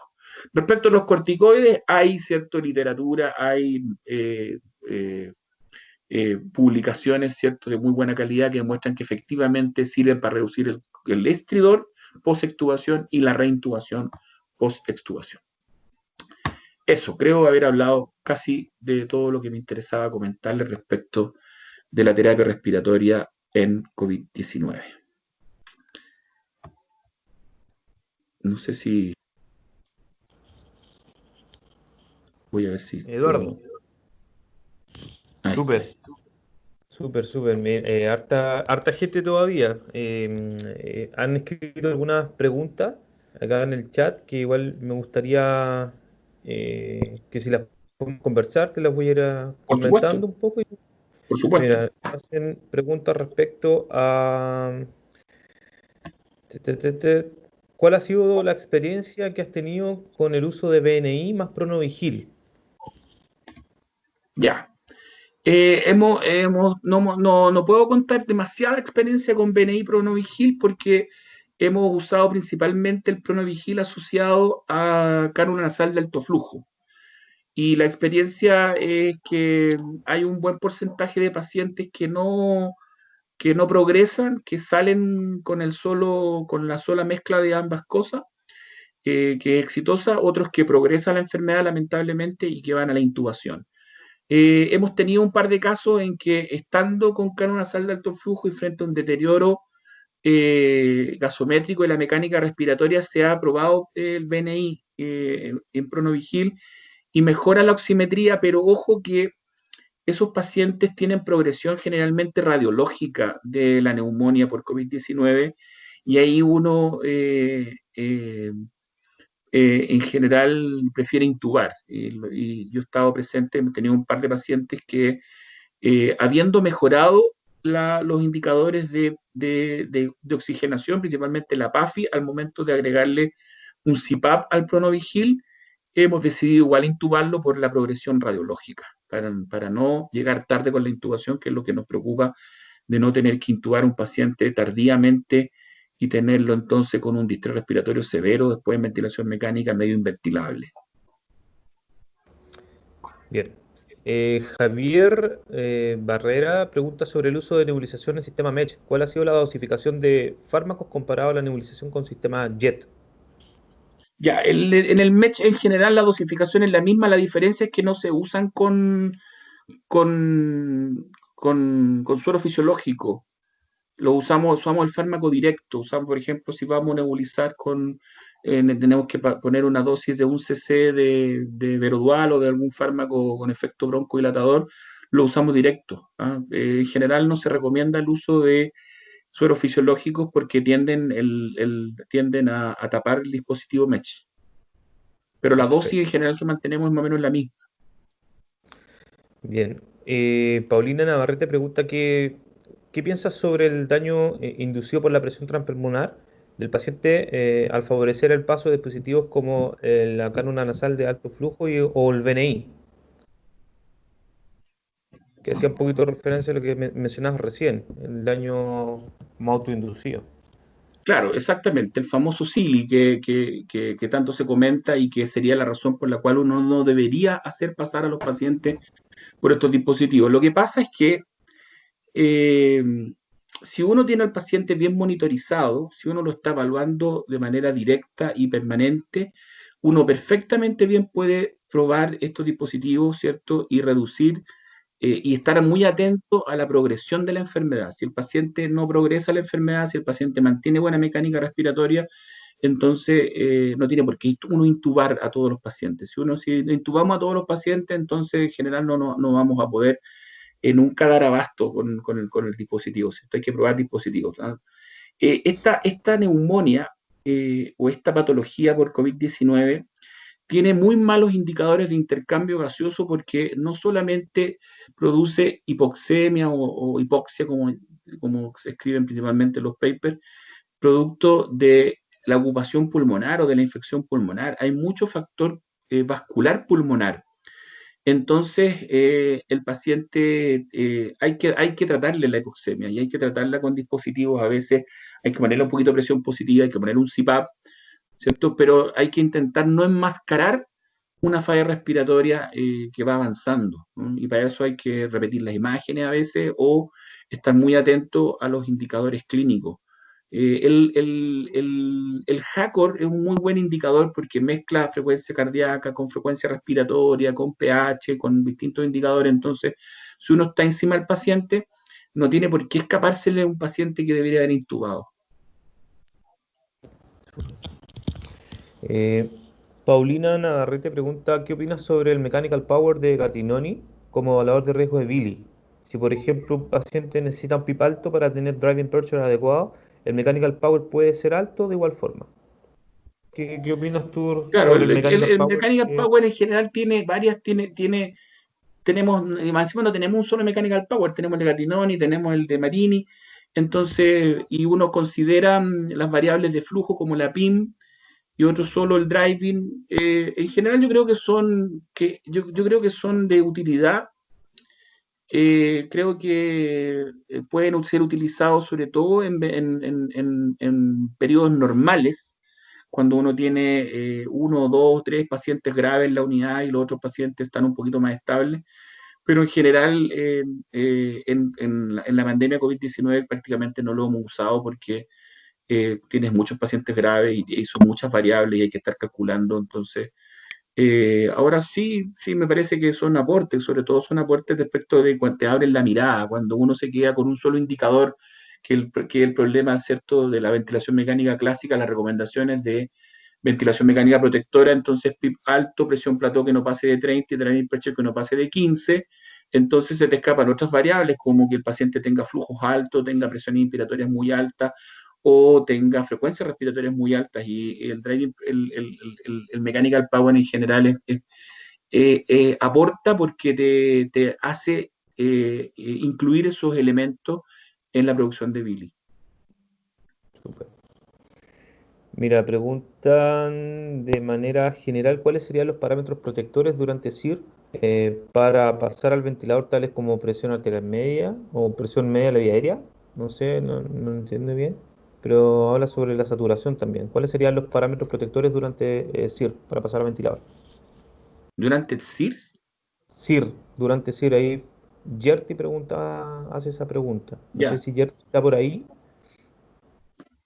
tal Bueno, vez pero podría verbalizar la si, pregunta. si no está, en general, los indicadores para pasar a ventilación mecánica siempre son múltiples. Por ejemplo, eh, la falla respiratoria evidente, el uso de musculatura accesoria, la taquipnea, no solamente los indicadores los indicadores clínicos, no solamente los indicadores, perdón, de laboratorio. Aquí uno tiene de repente compromiso radiológico muy relevante y el paciente todavía está con buena mecánica respiratoria, a lo mejor nos da tiempo para intentar una terapia respiratoria no invasiva inicialmente. Y por lo tanto, súper importante la clínica en estos pacientes, más que las PAFI. ¿Ah? Aquí las PAFI, de repente el paciente tiene PAFI 150 y resulta que está ahí nomás, pero aguanta. A veces el paciente lo intuba, lo conecta a ventilación mecánica y la PAFI sigue en 150 porque no es un trastorno puramente pulmonar, no es un trastorno puramente ventilatorio. Aquí los indicadores clínicos yo creo que sigo pensando que son los más relevantes en estos pacientes, sobre todo en estos pacientes. Gracias. Oye, aquí te hacen otra pregunta, don José Jiménez, José Osvaldo Jiménez. Consulta, la experiencia que han tenido los pacientes extubados, ¿los pacientes pasan a cánula nasal o BNI? Y en caso que hayan pasado a BNI, ¿cuál modo funciona mejor, CPAP o BiPAP? Ya, los pacientes en el post-extubación estamos usando principalmente cánula nasal de alto flujo. Y en casos muy seleccionados, los pacientes los extubamos a BNI. ¿Cuáles son los casos seleccionados? Los casos que uno sabe que la BNI anda bien. Por ejemplo, un paciente con falla cardíaca persistente, que todavía está con inótropo, ese paciente, o paciente con historia de EPOC relevante, entonces ese paciente en general ni siquiera lo dudamos y lo extubamos y lo pasamos al tiro a BNI porque sabemos que la BNI tiene evidencia sólida de que es una muy buena estrategia. En general, a diferencia de lo que se recomienda antes de intubar, que es el CPAP, en los pacientes ya extubados es BNI con binivelada, porque lo que tú quieres hacer principalmente es que este cambio de mecánica respiratoria no impacte, no genere fatiga. Así que poner presión de soporte es importante. Perfecto, perfecto. Don, aquí José Rodríguez pregunta, ¿cuál sería el mejor abordaje en pacientes COVID frente a neumotórax? Al neumotórax, Sí, ya. El mejor abordaje siempre es tratar el neumotórax, pues, ¿cierto? Ponerle un drenaje pleural y resolverlo y adecuar obviamente la terapia respiratoria. Si el paciente está en ventilación mecánica, invasiva o no invasiva, siempre bajarnos un poquito con la presión, pues sobre todo si es un neumotórax espontáneo por barotrauma. ¿Ah? Hay que evitar que el neumotórax se transforme en un neumotórax crónico por una fístula broncopleural persistente. Entonces, ahí nos bajamos siempre las presiones, sobre todo el PIB, bajamos un par de puntos del PIB y intentamos entonces que los platos tampoco estén demasiado altos. súper. Por si acaso les dejé el link de una encuesta de satisfacción para que igual nos ayuden con esa información. Y vamos a seguir leyendo algunas preguntas. Jocelyn pregunta sobre la opinión respecto al uso de Triflo en pacientes COVID. Dice que comenta trabaja en el servicio público y a todos los pacientes sin distinción por parte médica se le está indicando ese dispositivo. Ya, ojo con los ejercicios respiratorios en general, porque la respiración y los ejercicios respiratorios, la tos, el estornudo, son actividades que aumentan los bioaerosoles, ¿cierto? Uno dispersa más aerosoles de la vía respiratoria si todo se estornuda, ¿cierto? O hace esfuerzo respiratorio exhalatorio, ¿ya? pero para poder hacer un esfuerzo inhalatorio tiene que luego exhalar, así que con volúmenes pulmonares más altos. Por lo tanto, en la etapa inicial del COVID-19 yo no recomiendo usar chiflo así de manera indiscriminada. Ahora, en las fases de recuperación, en las fases de rehabilitación, yo creo que todo es válido, porque todo lo que pueda aportar y que esté bien indicado, por supuesto, porque en general el COVID-19, ¿cierto? Tiene una fase de transmisibilidad que no dura más allá de 5 a 6 días, ¿cierto? Entonces, los pacientes que están en fase ya de rehabilitación piensan que ya están como la tercera, cuarta semana, a veces algunos pacientes tienen más de 40, 50 días de internación en la UCI y es casi imposible que ese paciente esté en fase de transmisión, que esté generando en sus aerosoles virus. Incluso en pacientes que la PCR aún está positiva, a veces es la persistencia del virus, ¿cierto? Pero no tienen mayor capacidad de contagiosidad. Nosotros hemos estado usando, no triflo, ¿cierto? Pero sí en la fase de destete de ventilación mecánica prolongada, ventanas de ventilación mecánica con cánulas nasal de alto flujo, y para los lugares donde pudiera haber menos medidas de protección personal o menos medidas de protección ambiental, la recomendación es que ojalá el paciente ya tenga algún examen de PCR negativo, pensando en que eso no puede ser una confirmación de que el paciente no está diseminador del virus. Así que si van a usar el triflo en la fase de rehabilitación, como para mejorar la capacidad pulmonar, la movilización de secreciones o cualquier cosa que pueda mejorar con ejercicio respiratorio, yo me parece bien, pero siempre asegurarse de que el paciente ya no esté diseminador de virus. Perfecto. Mauricio Cohan, no sé cómo se pronuncia, dice, estuvo trabajando ad honorem en el Sótero y salud mental del equipo de salud es mala. ¿Cuál es tu experiencia en el ámbito privado? ¿Existe alguna intervención específica por parte de la institución respecto a lo que es salud mental? Sí, sí. Mira, nosotros en Indisa tuvimos al principio, como éramos fuimos la primera unidad COVID que partió en marzo, cuando ya estábamos en mayo, ya estábamos un poquito angustiados. Y la institución tenía servicios de psicología y la psicóloga de la clínica hizo intervenciones con el grupo, hizo terapias de grupo, nos hizo hablar, llorar, cantar, bailar, lo cual yo creo que fue muy oportuno, muy oportuno.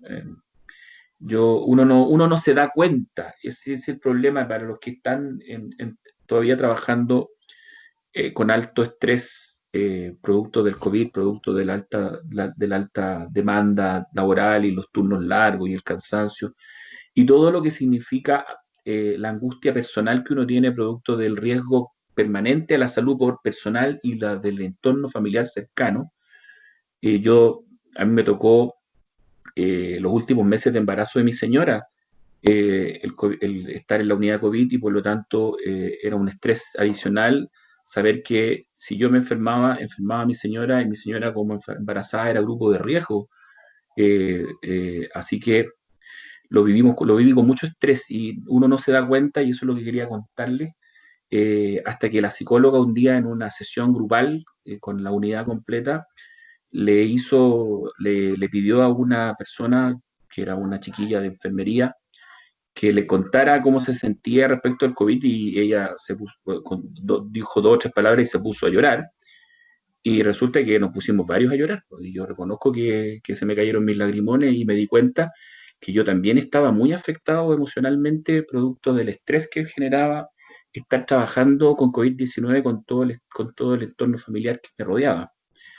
Así que si las instituciones no lo están haciendo, y todavía hay alguien que tenga o que sienta que carga con un peso emocional muy intenso, eh, recurra a algún sistema. Hay varios voluntarios, hay instituciones que voluntariamente están haciendo apoyo psicológico al personal sanitario y a las personas que se sienten mal.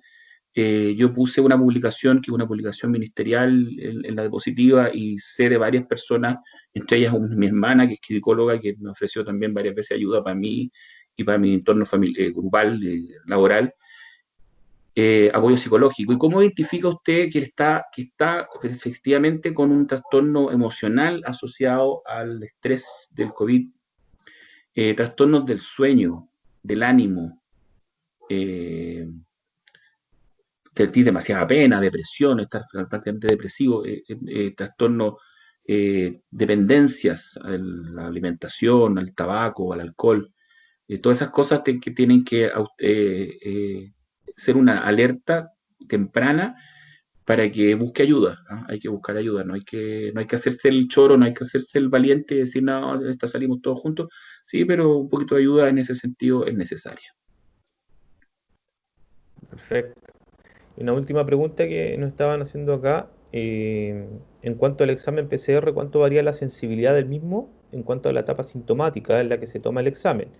¿Podría generar una falsa seguridad a este punto? ¿Y cuál es tu opinión respecto a los test rápidos de anticuerpos? Ya, mira, no soy el más indicado de hablar de PCR, yo sé lo mismo que sabe probablemente mucha población general, sé que tiene una alta sensibilidad cuando se toma en el periodo preciso, que es cuando está en el periodo de incubación o los síntomas agudos, como la fase uno, y que a medida que va avanzando la enfermedad cada vez se va haciendo más inespecífico o menos sensible, porque el paciente ya no tiene altas cargas virales en la vía aérea superior, se ha ido a otra parte, o derechamente el paciente lo que está viviendo es la enfermedad desatada producto del cuadro inflamatorio y no de la infección viral. Entonces, ahí la PCR nos sirve mucho. De hecho, tenemos muchos pacientes que tuvieron un COVID hecho y derecho, con neumonía, con insuficiencia respiratoria y todo lo demás, y nunca tuvieron una PCR positiva. Así que, eh, ahora, sí, quiero creer que las detecciones de las inmunoglobulinas, sobre todo la M y la G, son mucho más específicas, porque hay una que tiene que ver con la memoria, en el fondo, inmunológica, y que incluso detecta si usted tuvo alguna vez COVID-19, aunque no lo haya sabido. Así que creo que la combinación de exámenes puede tranquilizar a una persona si es que quiere hacerse un diagnóstico, o saber hacerse un propio diagnóstico si tuvo algún minuto COVID y no lo supo. Ya. Ahora estaba leyendo la pregunta de Yerti que hacía referencia sobre, a modo general, cuáles serían los parámetros protectores durante la secuencia de intubación rápida. Ah, ya, ya, ya. A ver, la secuencia de actuación rápida es que tú preparas todo antes, tienes todo listo, y el paciente es sedado y relajado rápidamente, ¿ah? Se pasa la sedación, la analgesia, la sedación y el bloqueo neuromuscular con pocos segundos, pocos minutos de diferencia, cosa que inmediatamente se proceda a la intubación, ¿cierto?, directa. Incluso hay uno que hablan de la secuencia invertida, que pasan el relajante muscular primero y después la sedación y la analgesia, porque el relajante muscular se demora un poquito más en hacer efecto. Y la idea es que el paciente esté en óptimas condiciones para intubar rápidamente, ¿cierto?, con el mínimo exposición a los aerosoles. Esas son como las recomendaciones, y la protección, bueno, por supuesto, protegerse uno con mascarilla N95, con protección ocular, protección facial, y tratar de evitar al máximo tener que ambucear o aspirar al paciente antes que esté intubado, porque eso obviamente va a generar dispersión de aerosoles, y ahí sí que hay evidencia clara de aumento del riesgo de infección del personal. Muy bien, gracias. Les recuerdo a los participantes que les dejé un link también en el chat para que me puedan ayudar un poco con la encuesta de satisfacción, que eso nos sirve para seguir haciendo estas actividades. Agradezco nuevamente a Eduardo el hecho de que nos haya acompañado este ratito. En realidad fue un rato bastante prolongado, pero siempre es bueno tenerte en estas instancias porque transmitir tus conocimientos, que bien sabes, de manera como tú lo haces, siempre se agradece. Por lo tanto, no sé si tienes más preguntas, al parecer no. Estaríamos más o menos listos. Y nada, les comento también que el día viernes también vamos a estar conversando un poco de rehabilitación pulmonar, que vendría siendo como la parte que continúa a esto. A las 5 de la tarde va a ser por la misma plataforma. Están en las redes sociales todos los afiches por si quieren inscribirse y si no lo han hecho, todavía hay cupos disponibles. Y nada, espero que estén muy bien. Creo que hay una última pregunta. Una última pregunta tienen acá, mira. ¿Alcanzó a entrar la última pregunta? La última, la última. Mira, quería preguntar la opinión en relación a la importancia de profesionales kinesiólogos en residencias sanitarias, ya que en Chiloé y Castro la respuesta que recibí de Ceremi de Salud es que no se requieren profesionales kinesiólogos en residencias sanitarias. Tengo Oye, entendido que en otras yo regiones sé sí se todo lo necesita. contrario. Sé que hay residencias sanitarias municipales que están a cargo de kinesiólogos, así que Sí, igual conozco eh, los mismos casos. sí, Por así lo que menos al colega que está a nivel preguntando ahí nacional, de Chiloé, que se comunique, eh, si quiere información, a lo mejor puede, por ejemplo, la Universidad Católica Silva Enrique está promocionando o está difundiendo dentro de sus actividades institucionales cómo se han insertado egresados de kinesiología de esa universidad en distintos niveles y yo hace poquito vi un video de unos colegas que están en residencias sanitarias municipales, así que a lo mejor le pueden dar el contacto y a veces sirve usar la experiencia de otros, pues la buena experiencia de otros sirve para replicarlo en otros lugares, así que yo le recomiendo que le escriba a la universidad, a la Escuela de Kinesiología, a la jefa de carrera, Karina Monroy, ¿ah? La vamos a echar de nombrar para ¿ah? Que le escriba y le pida información y a lo mejor los contactan con la gente y así y obtiene información. Ahora, me da la impresión que como en todas las cosas de este país, ¿cierto? No hay protocolos claros, pues no hay una indicación, pues no tenemos respaldo para lo que hacemos habitualmente en la UCI, menos vamos a tener algo tan nuevo como las residencias sanitarias, pero sí yo creo que la experiencia previa en otros lugares sirve para replicarlo en otros centros. muy bien. Muchas gracias a todos, gracias Eduardo. No, Voy gracias a a dejar ustedes. de... Ahí sí.